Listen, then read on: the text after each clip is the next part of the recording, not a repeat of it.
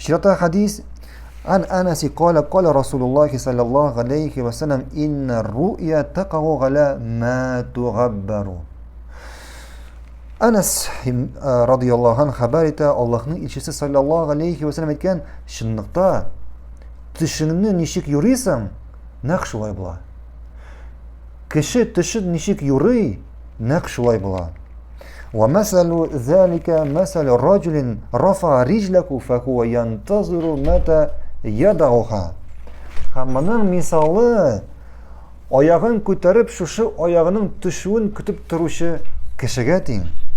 فإذا رأى أحدكم رؤيا فلا يحدث بها إلا ناصحا أو عالما. Eğer bireriz tuş köreyken, bu tuşun bari tek ana hayırlılık tilevşi kişi, yani yakınlarına gına silesin. Yani tuşunu yuri bile turan kişiye gına, galimge, yani bu tuşunu yuri bile turan kişiye gına silesin. Şu an kadar kişinin tilesek nere silep yürek kirek değil. Birinciden. İkinciden, tuş köreyken bu tuşunun bari tek hayırlılık gına yura. Çünkü nişik yuriysen şulay bula.